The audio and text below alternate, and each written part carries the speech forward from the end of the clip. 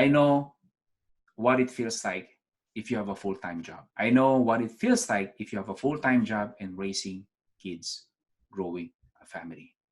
I know what it feels like you have a full-time job, growing a family, and starting an online business. It's not easy. You have full-time jobs. Pag uwi mo, pagod ka na.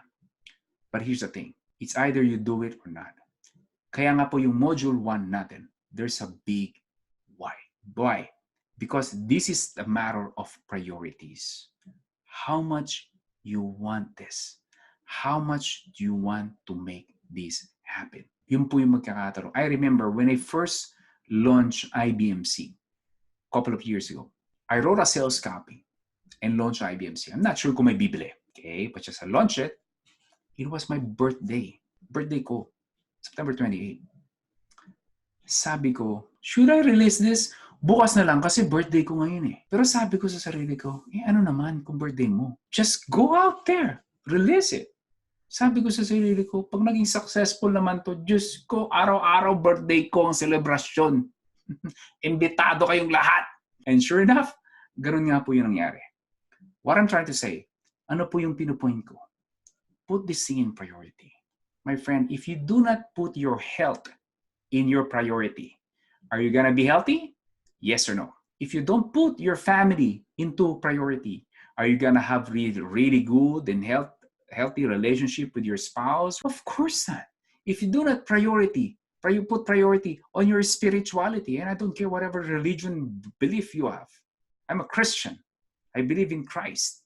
I believe He's my Savior. But if I don't put that thing in priority, will I grow spiritually? No. Same thing with what we do. In business, it's the same thing. If you do not put this on top, sabihin, Sir John, busy po kasi ako ngayon. Oh yeah, pero 3 oras kang nanonood ng Tulfo? Wala pa akong oras. Oh yeah, pero lagi mo nakapanood si Yorme? Wala akong oras pero may naka-install dyan ng Mobile Legends?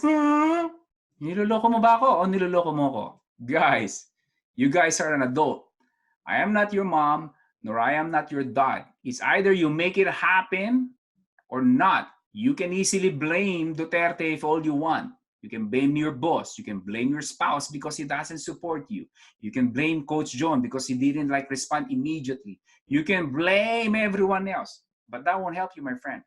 Because remember, when you blame someone, when you blame your circumstances, you are pretty much giving your power to them. They are now have control on you.